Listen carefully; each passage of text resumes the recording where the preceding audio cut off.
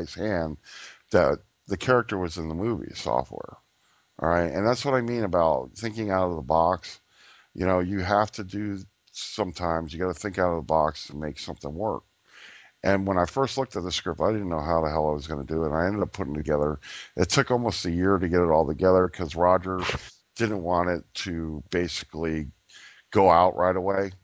You know what I mean? He wanted to put it out and not me. He wanted to edit it. I put it together. He wanted to edit, but his Mac went down. Another computer problem. His Mac went down and eventually told me to edit it. And he wanted to do the sound score too.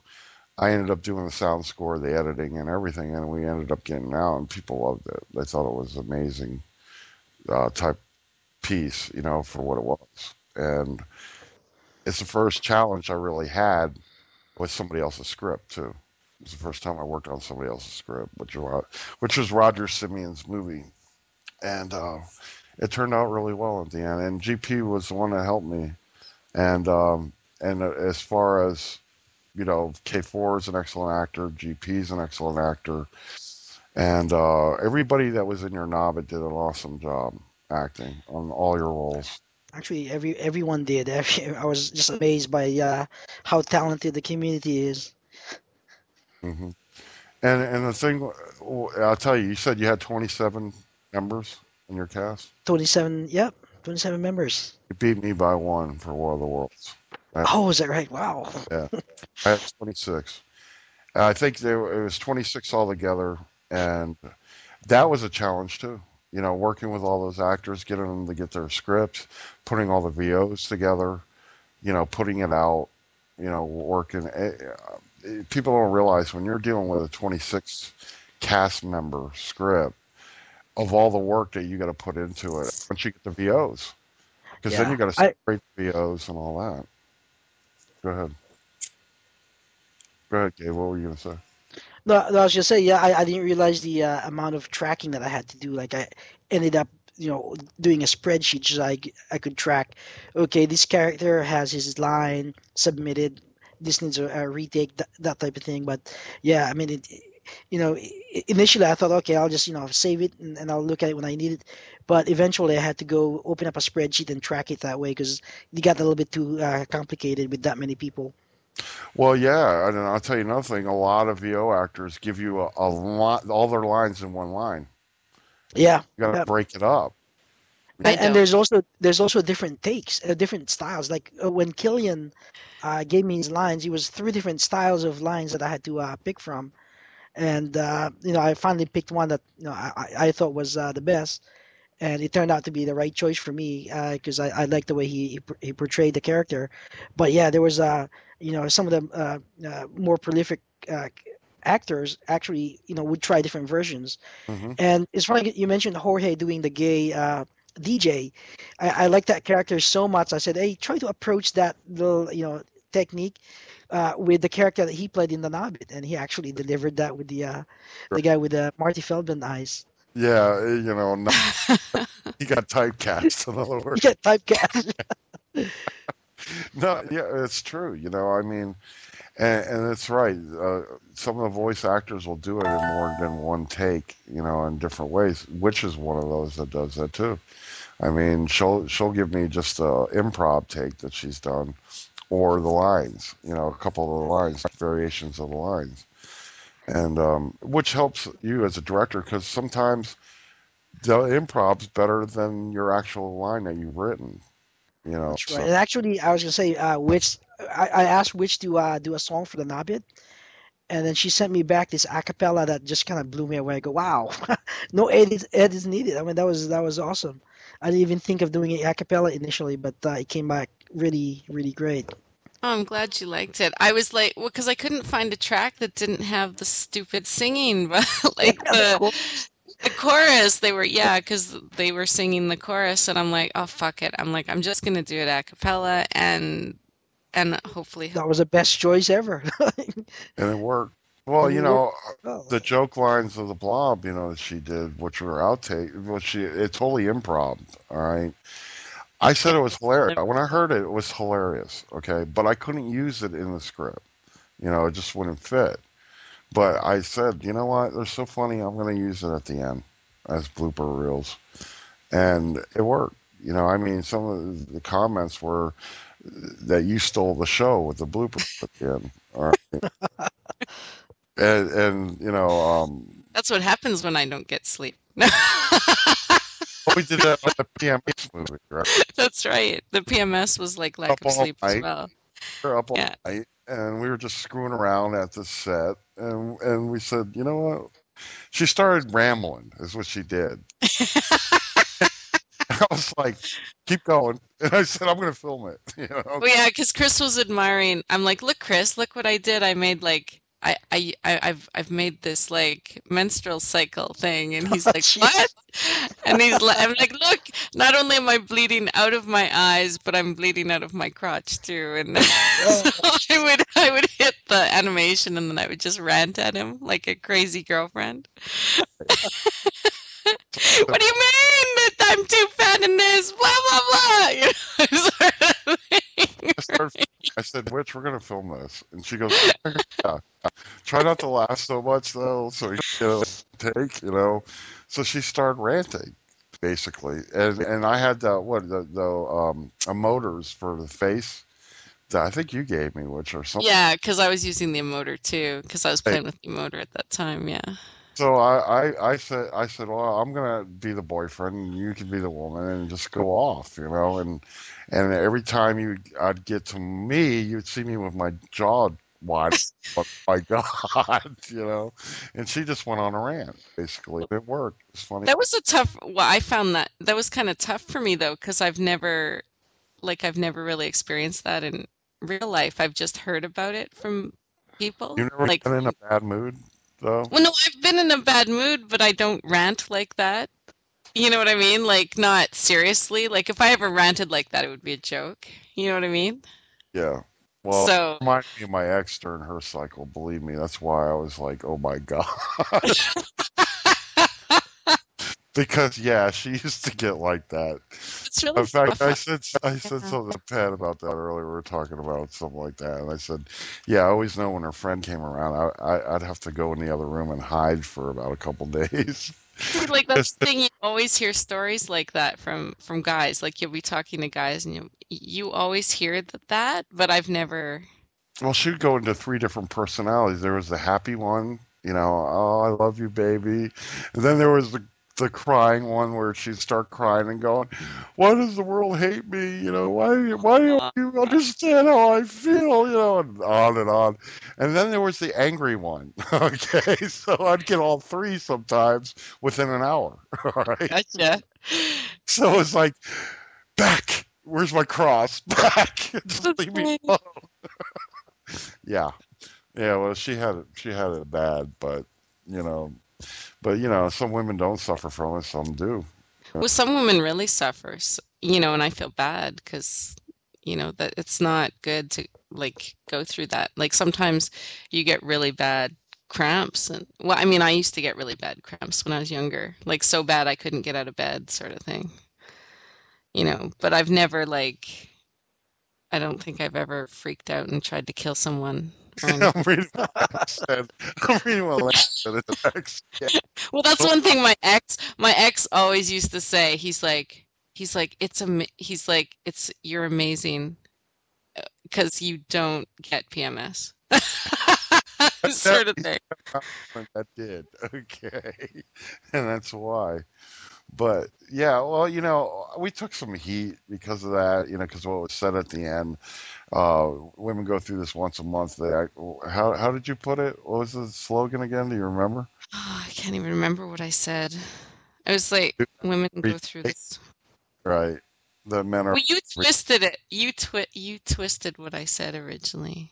right. I can't remember how you twisted it. And some guys thought we were bashing men, and really we weren't. It was a joke, everyone. Okay, it was just to be funny, and I mean, honestly, it was Yeah, it wasn't meant seriously.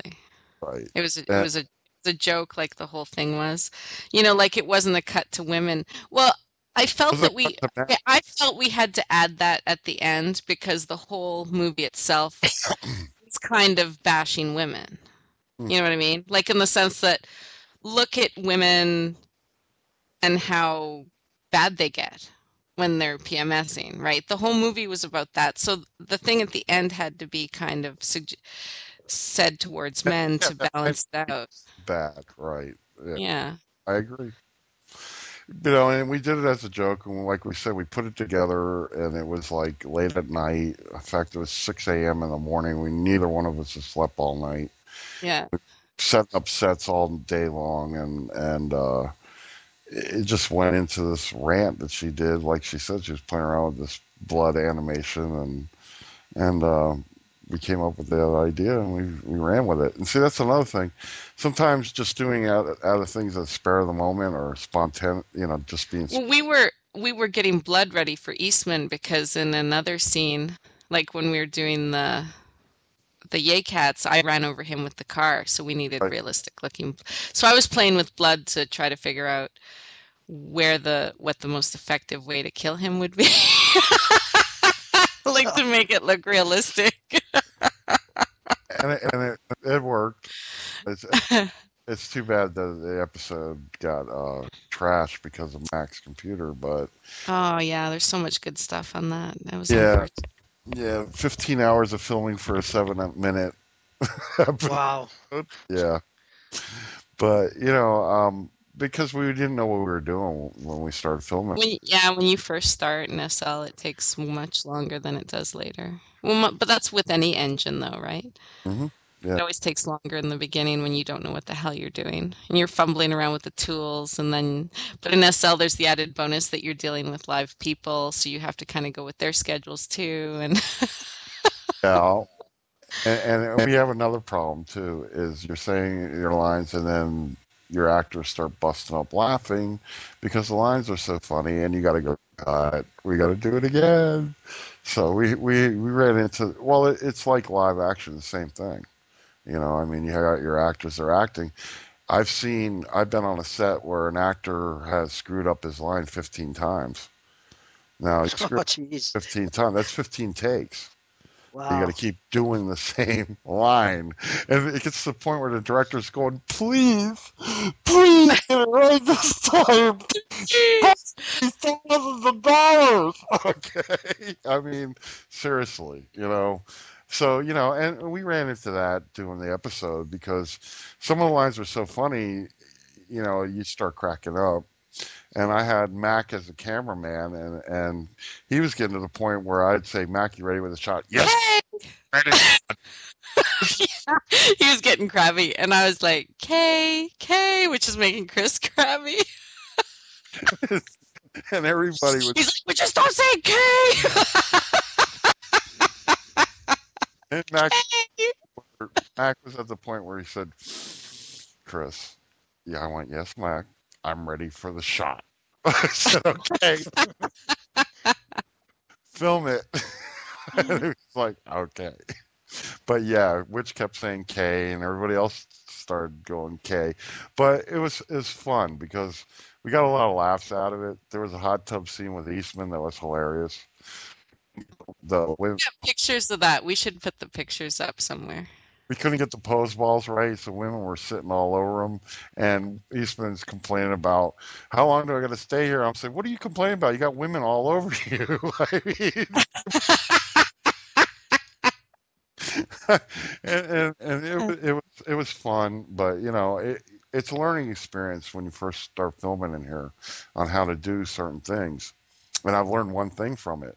Next time I film something big like that, I'm going to have more than one cameraman for different angles, Hmm. and it makes it faster. And that way you can get each shot, and you only have to do it in one take, And so you learn things as you go, like any engine. And well, I'm going to wrap it up in a few minutes, and I want to thank you, Gabe, for coming on the show.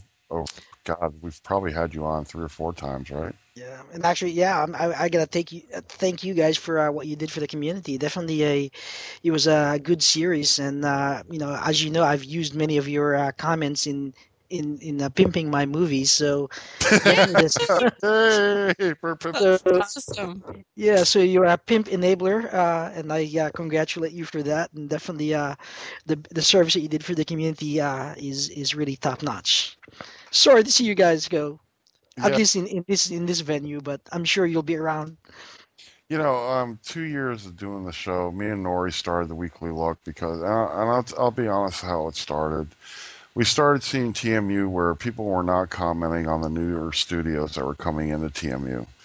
And we kept talking about that, me and Nori, and said, if people don't start watching their movies and commenting on them, Hmm. there's not going to be a community. It's going to fall apart. Or it's going to be like YouTube where people just throw up Whatever. comment or they don't, you know. Yeah. And we wanted to be a community where we wanted to help other studios get better. So me and Nori one day sat down and we were on Skype and we were ranting about the problems at TMU and there was another person over there. I don't know if you knew this, but knew this guy, but he was I'm not going to say a name, but he kept tearing the new studios apart. I mean, in his comments, he just belittled them to the point where if I was coming in the community, I would have left. Meanie pants. Right. So I said, this has got to stop. It's hurting the community. It's hurting, what TMU is supposed to be about. So we were on a rant about it. And I said to him, well, Nori, let's put our money where our mouth is. And he goes, what do you mean? I said, let's create a series, a show. And Monk's got some Saturdays open.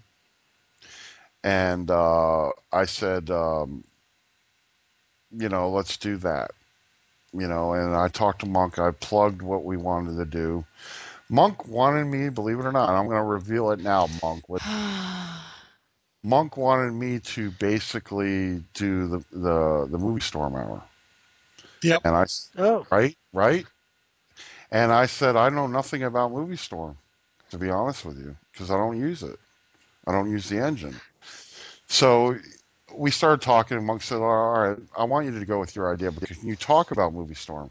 I said, yeah, I can talk about all the engines, that are in there, in that TMU, whether it's Movie Storm, the movies, or whatever. And that's how the Weekly Look was started. And Nori stayed with me for a little while.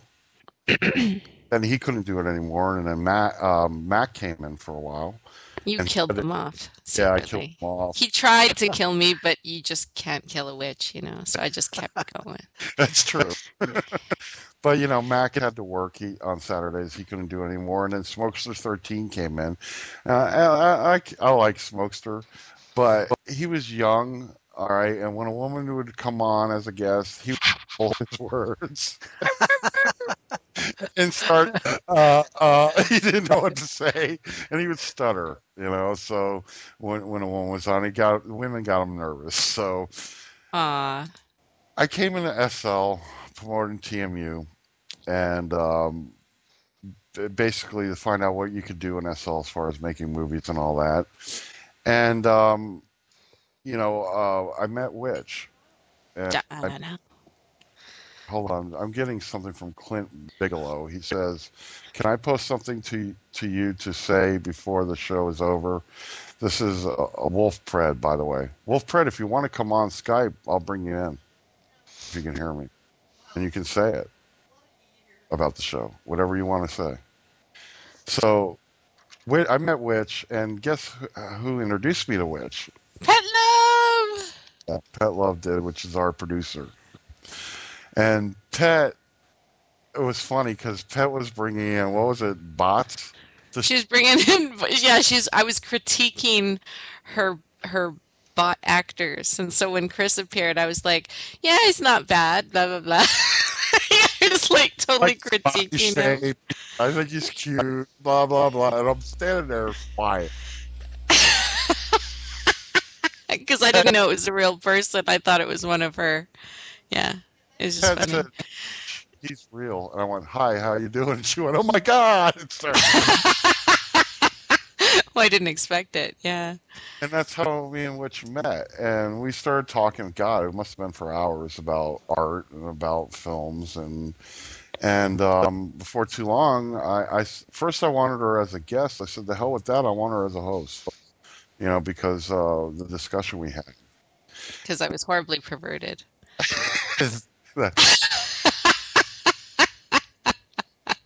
All right. I tell you what. You don't have a mic, Wolfpred. Just tell me in text on Skype what you want to say, and I'll say it. How's that? That'll work. So, so when I met Witch, and first I wanted her on as a guest, then I said, the hell with that. I want her as a host. And she was perverted. Okay, was funny as hell. And I was coming to relief. she asked me, well, how would your fans take it? How would the people that listen to your show take it? And I said they probably at first would freak, but I think like it in the end. I'm used to people freaking about my pervertedness, actually. Well, most people just run away.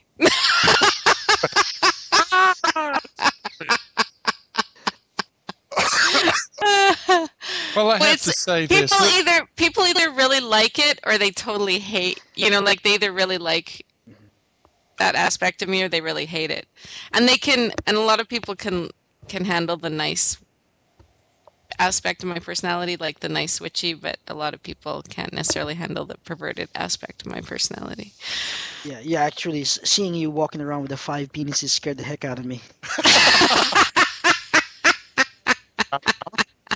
Really a bit scary. It's not like I was wearing them and going, bend over, Gabe, assume the position. Especially when you said you were receiving this, and I go, oh my god. That's right, just bend over. Here we go. The first shows, we got some criticism from certain people. Some said I was uncomfortable with her saying what she was saying, that was farthest from the truth. I wasn't. I was joking around with her. We were having fun with it. And, some said, what does sex have to do with Miss Cinema? And I laughed because sex is in everything today. I mean, you name it. You tell me one commercial where you don't see some reference to sex, okay, on TV. A woman sitting on a brand new car saying, come buy me, I mean. I give you a good time. No, I'm just teasing. It's taboo and people want what's taboo, usually. Right. That's why they use it in advertising. Yeah. Right. And sex does sell. I don't care what. You can sit there and say, no, it don't. Yeah, it does. Okay? If it wasn't for pornography, the internet would not be up and running to this day. All right? Because porn is what got the internet going and is keeping it running. All right? Because it is a free network. They got to get their money somewhere. All right? And they get it from sites like that because of commercials and all that. The people's ads that go on there. That's another thing, commercials. So it does sell. Sex is what's keeping us alive. That's true. I wasn't going to say that. Oh, that's good. I believe it. I believe it. Glad you did it, not me. Okay, but I believe it. yeah.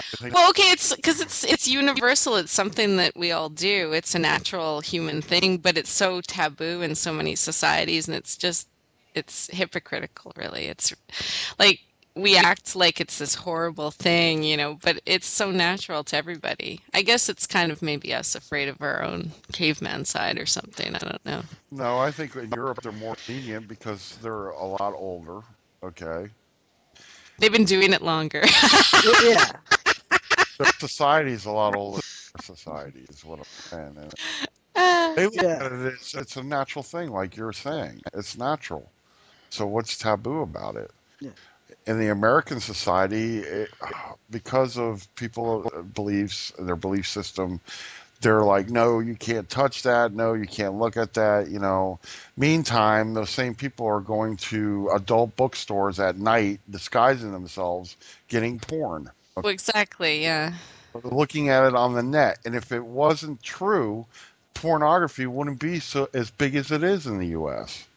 All right. And it's huge. It's multi-billion-dollar industry.